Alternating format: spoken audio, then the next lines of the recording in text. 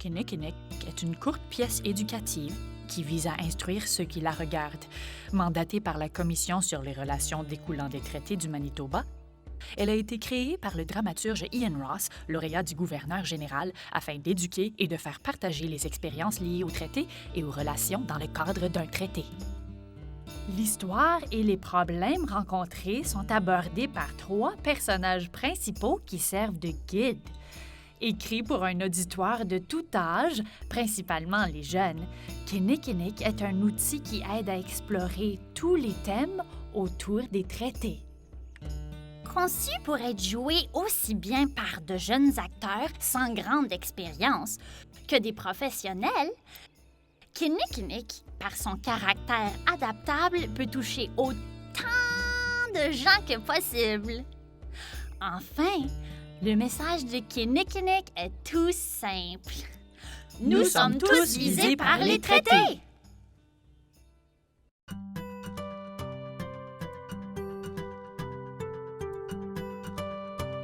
Je suis une tortue.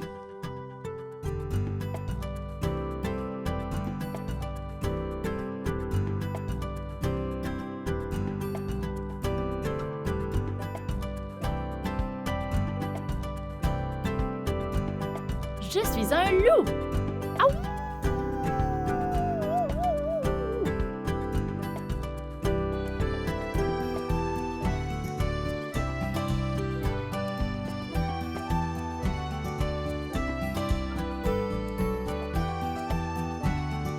Je suis un castor!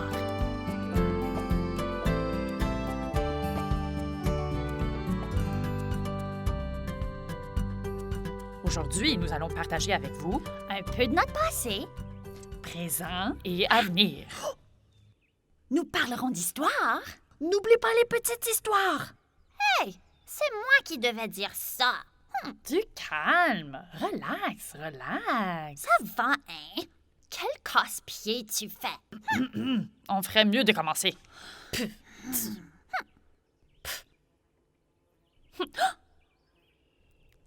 C'est à moi. C'est le mieux. Les amis, arrêtez. Donnez-moi cette branche de saule. Les amis, les amis.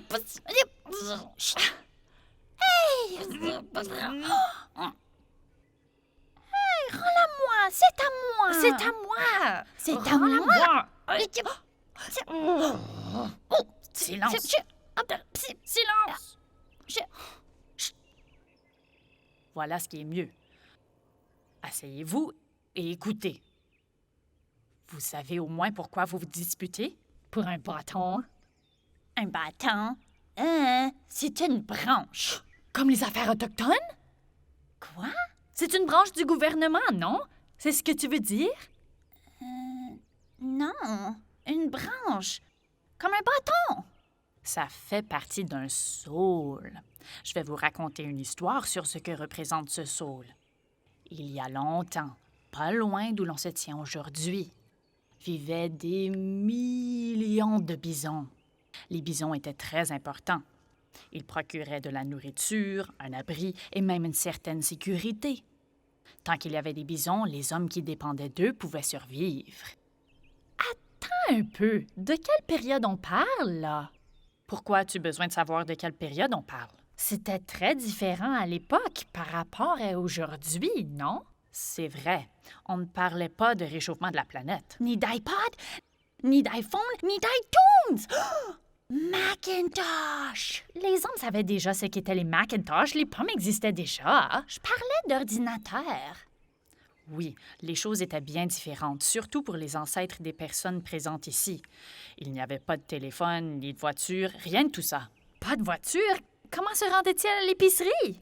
Bien, le téléphone était sur le point d'être inventé. Il y avait des ampoules et des phonographes. Des phonographes? C'est quoi ça? C'est comme un lecteur de cassette. Pas tout à fait. C'est un tourne-disque. Un tourne-disque? C'est quoi un disque? C'est quelque chose que tu attrapes quand tu es méchant. Non, non. C'est avec ça que les gens écoutaient de la musique. Les DJ en utilisent encore. C'est comme ça qu'ils font. Waka, waka, waka, waka, waka! Oh, ça va. Ne refais plus jamais ça. Ouais, s'il te plaît. Reprenons l'histoire. Les hommes, à cette époque-là, vivaient différemment. Ils se nourrissaient de la chasse, de l'agriculture ou de la cueillette. Ils se soignaient avec les plantes. Et les peuples et leurs guérisseurs pratiquaient des cérémonies spirituelles. Il y a très, très longtemps, quand les hommes et les animaux vivaient en harmonie, Manitou prit la forme d'un énorme oiseau. Et notre Créateur trouva un endroit qui deviendra très important pour les Autochtones. Si important qu'il sera un jour sacré. Vous savez ce que ça veut dire, sacré? Bien sûr. C'est une forme de respect. Oui. La plus grande forme de respect et de croyance. Manitou arriva sur Terre et atterrit sur une grosse roche qui dépassait de la prairie. Elle n'était pas très haute, mais elle n'était pas recouverte d'herbe et la roche était de couleur rouge. Manitou rallia ses enfants autour de lui. Le Créateur cassa un morceau de la roche sur laquelle il avait atterri.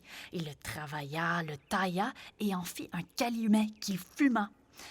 Il dit ensuite aux hommes qu'il aimait beaucoup, qu'il avait été créé de la même roche que le calumet. C'était eux! Et quand ils fumeraient le calumet, elle leur apporterait bon augure. Ils trouveraient la paix et l'harmonie. L'histoire vous plaît? Oui, beaucoup. Ouais. Hey, pourquoi tu dois toujours être aussi rabat-joie? Vraiment? Qu'est-ce qui ne t'a pas plu dans l'histoire? OK, écoute, c'est une histoire qui remonte à très, très longtemps et un calumet a été donné aux Autochtones. Et les hommes qui vivaient ici il y a longtemps, et leurs enfants, et les enfants des enfants, et ainsi de suite. Ces gens menaient une belle vie. Je crois bien. Que s'est-il passé alors? Bien. Les choses changent. Évidemment que les choses changent. Regarde autour de toi. C'est vrai. Que s'est-il passé? Bien. D'autres gens sont venus. D'autres gens? Oui. D'où? À cette époque, ils venaient d'un continent appelé l'Europe, mais aujourd'hui, ils viennent de partout dans le monde. Mais qu'est-il arrivé aux enfants des enfants des enfants des hommes qui vivaient ici avant que ces autres n'arrivent? Tu les vois autour de toi, tous les jours. Je crois que ce qu'il veut dire, c'est pourquoi ne vivent-ils plus comme avant? De la chasse de bisons et tout. C'est ça? La réponse n'est pas si simple. Il y a beaucoup de raisons à cela et d'histoires, bien trop pour qu'on ait le temps de tout couvrir aujourd'hui. Est-ce que les choses ont changé d'un seul coup? Ou est-ce que ça s'est fait graduellement et un jour, les enfants des enfants des enfants se sont réveillés et ont fait « Hey, où est mon bison? » Un peu des deux. Que s'est-il passé quand ils se sont rencontrés? Et à votre avis? Ça s'est probablement passé comme ça. Ça roule? Yo! Quelle tête d'œuf je fais, si tu vois ce que je veux dire. Ouais. Prends ça, relax, Max. Attendez, ça ne s'est pas passé comme ça? Ça aurait pu. Je pense pas. Bien. Les intentions étaient les mêmes. Tu crois qu'ils se sont aussi bien entendus quand ils se sont rencontrés pour la première fois? Non. C'était sûrement comme... Oh! Non. Bien, ils ont dû quand même bien s'entendre puisqu'on est encore tous ici. Non? Pas tout le monde. Beaucoup sont morts. Des nations ont disparu. Complètement. Comment ça? Comme si la Chine était là un jour et le lendemain, elle n'existait plus? Ça se peut pas! C'est presque ça. Imagine que tous les habitants de la Chine disparaissent. C'est complètement ridicule! On parle de 1,330,044,605 personnes! Eh bien, quand je dis que des nations qui habitaient ici ont disparu, je parle des personnes, pas de la Terre. La Terre a toujours été là et elle le sera toujours, même après nous. Mais pouvez-vous imaginer que tous les habitants d'un pays disparaissent? Pas vraiment. Ça fait trop peur. Je peux le croire, parce que c'est ce qui s'est passé, n'est-ce pas? Oui. J'imagine que... Quoi donc? j'imagine que c'est impossible de les faire revenir. Je veux dire les nations qui ont disparu. Pas vraiment. Pourquoi ne les ont-ils pas sauvés? Ils l'ont fait, en fait. Certaines des personnes autour de nous appartiennent à des nations. Quel genre de nations? Les Premières Nations. Les Premières Nations. Ça me plaît beaucoup. Moi aussi. Ça veut dire que c'était les premiers. Comme quand tu mets un commentaire sur un site web et que tu es le premier et que tu écris premier. C'est trop cool. Comment ces Premières Nations ont-elles survécu alors? Et si elles étaient les Premières Nations, quelles sont les secondes et les troisièmes nations? Eh bien, nous vivons dans une nation bien plus grande qu'on appelle le Canada. Le Canada est devenu une nation bien longtemps après que de nombreuses autres nations aient déjà existé pendant des milliers d'années. Cool! Attends un peu. On parle de nation là, mais une nation, c'est juste un groupe de personnes? Je vais t'expliquer. Une nation, c'est l'expression d'une culture, d'une langue et de croyances communes qui unit des gens.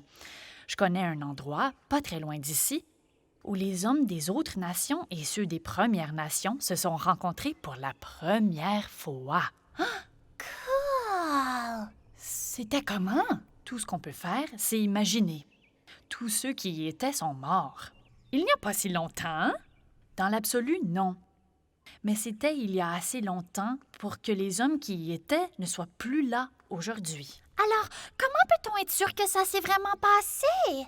Bien, les hommes qui y étaient l'ont dit à d'autres, et à leur tour, ils l'ont dit à d'autres, et ainsi de suite.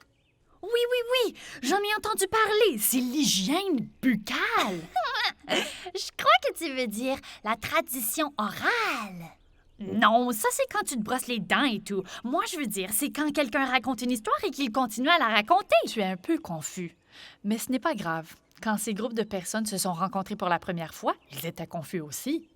Pourquoi? Sûrement parce qu'ils ne savaient pas qui étaient les autres ou ce qu'ils voulaient. Ils avaient des apparences différentes aussi, une couleur de peau différente, des habits différents. Ils se sont serrés la main? Peut-être que oui, mais imaginez que vous ne sachiez pas ce que ça veut dire. Ça veut dire, il n'y a pas de problème, c'est un geste amical. Toi, tu le sais. Mais imagine que la personne à qui tu tends la main ne le sache pas ou que ça n'existe pas dans sa culture. Comment tu dis bonjour alors? Il existe plusieurs façons de faire quelque chose, pas vrai? Absolument.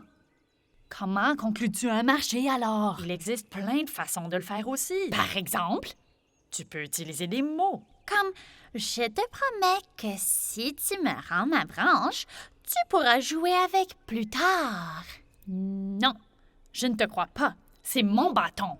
Mais je t'en fais la promesse. Et alors? Tu ne fais que le dire. Ça ne veut pas dire que tu vas le faire. Quand je dis que je vais faire quelque chose, je le fais. Et si je te faisais la même promesse? Non, tu ne le feras pas. Mais bien sûr que si. Non, tu ne le feras pas. Tu ne tiens jamais tes promesses.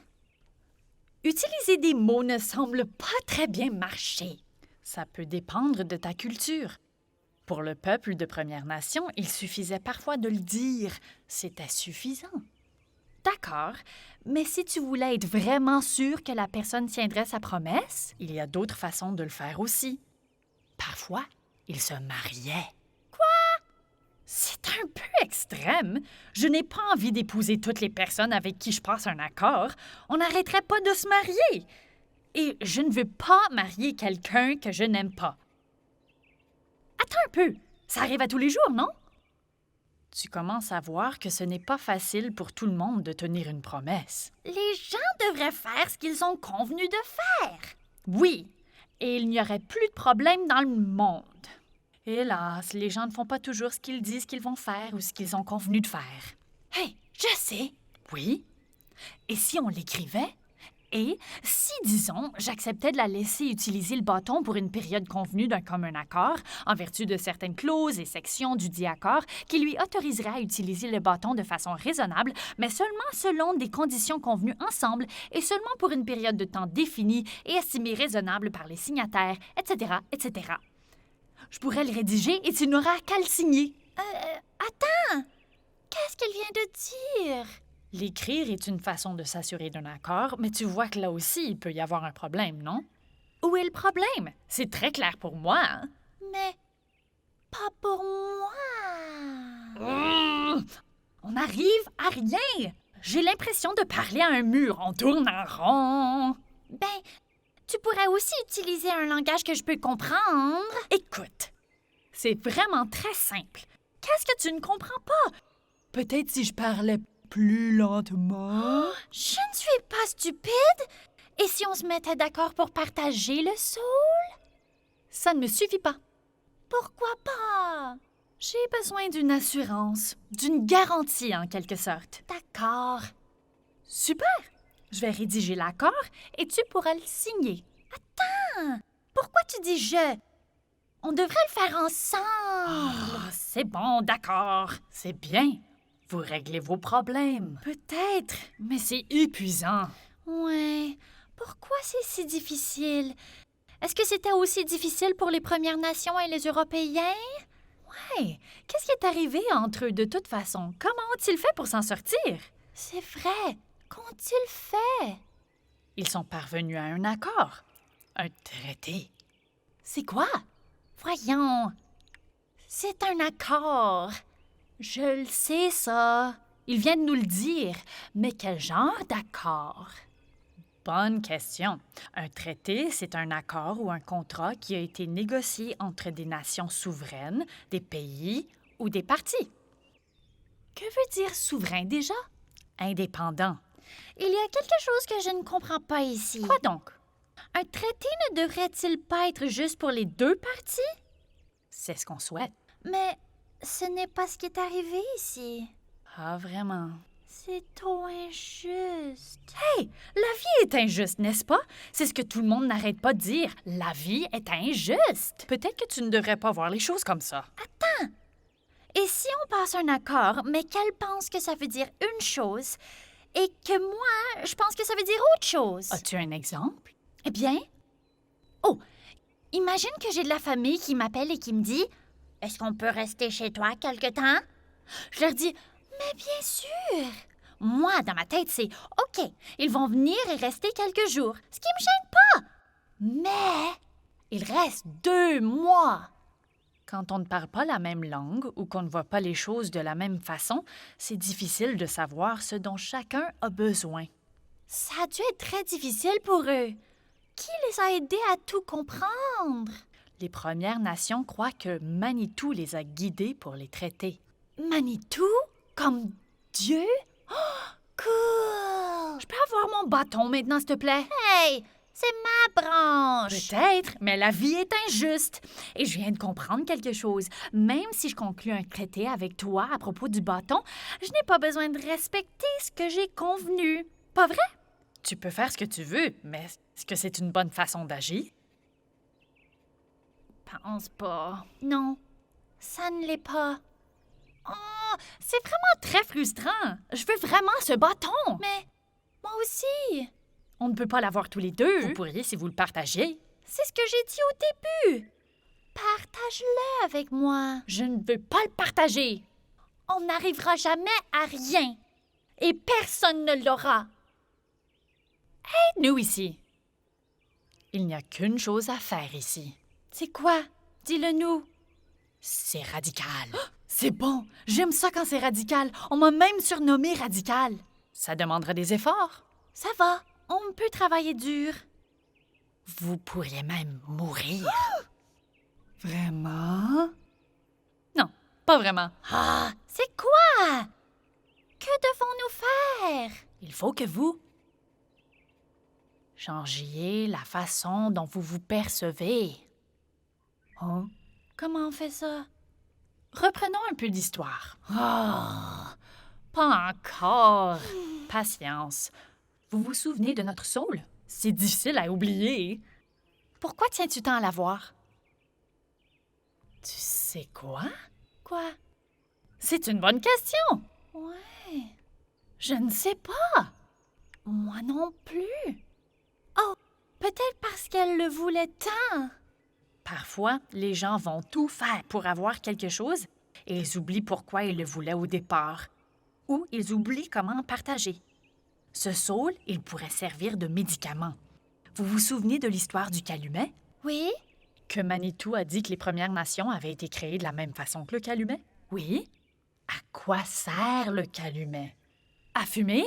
Oui, mais pas pour abuser, mais comme une façon de faire une prière, des offrandes. Oh! Ce qui était parfois utilisé avec le tabac dans le calumet, ou alors à la place du tabac, quand il n'y en avait plus, c'était la substance médicamenteuse provenant du saule. Ah! Quand les Premières Nations et les Européens ont conclu leurs premiers accords et traités, on a fumé des calumets. La cérémonie du calumet servait à communiquer avec les esprits et entre eux. Ils pouvaient exprimer ce qu'ils voulaient et ce dont ils avaient besoin. Ça me plaît bien. Est-ce que ça a un nom, cette substance médicamenteuse? Kenekenek.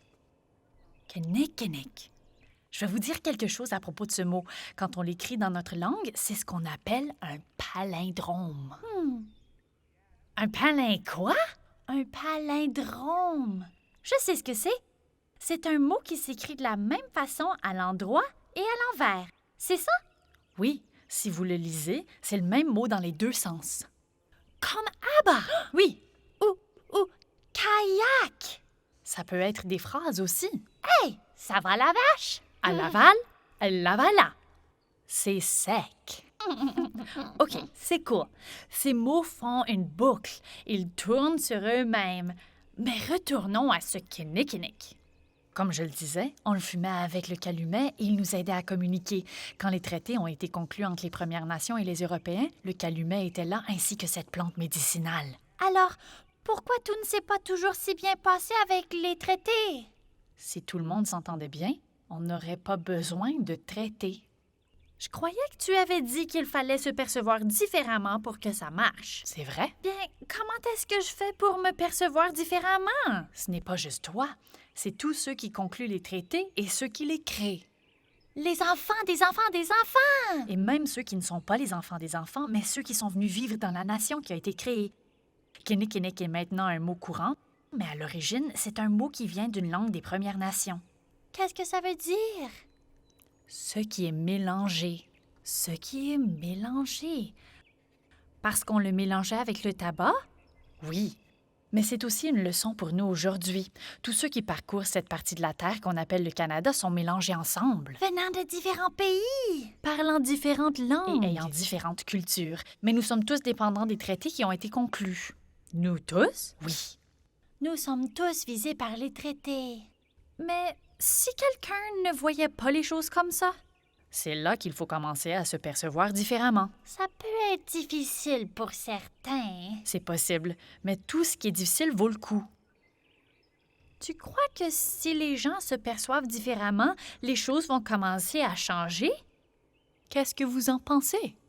Absolument. Oui.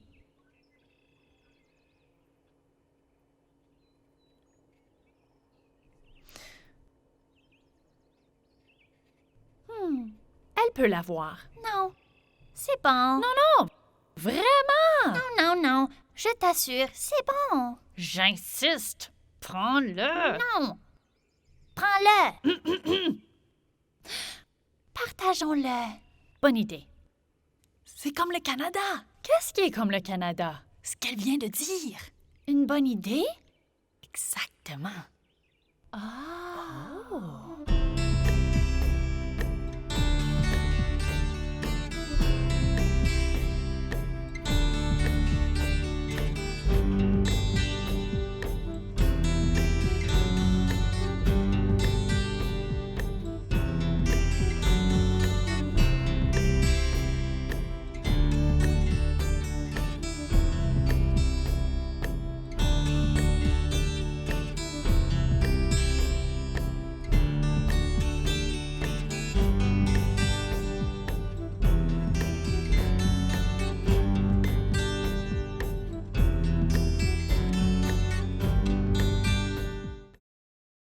Maintenant, les enfants, nous avons quelques questions à vous poser pour voir si vous avez bien compris Kenekenek. Qui Castor. est votre personnage Castor. préféré dans Kenekenek? Castor. Hey, arrête! Je suis la préférée. Et pourquoi sont-ils vos préférés? Parce que je peux faire ça.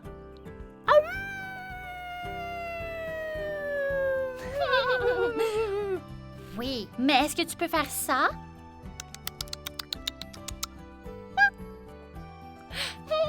Sans les mains! Question suivante. Donnez des exemples précis de nouveaux faits ou idées que vous avez appris en regardant Kinnikinnick. Oh! Je sais comment dire Kinnikinnick. Moi aussi! Et je sais c'est quoi un palinquois. Palindrome! Oui! Ouais! Cool. Cool! Qu'avez-vous appris sur les traités et les relations qui découlent des traités en regardant Kinnikinnick? Oh! Je sais! Il y avait les Premières Nations. Et ils parlaient des langues différentes. Oui! Vous vous rappelez de quelque chose? Cool! Comment pouvons-nous, les Premières Nations et les Canadiens, améliorer les relations découlant des traités?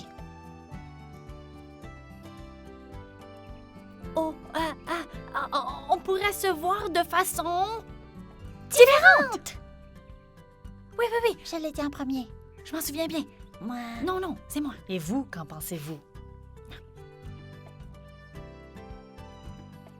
Que veut dire traité pour vous? Cool! Que signifie pour vous la phrase « Nous sommes tous visés par les traités » ?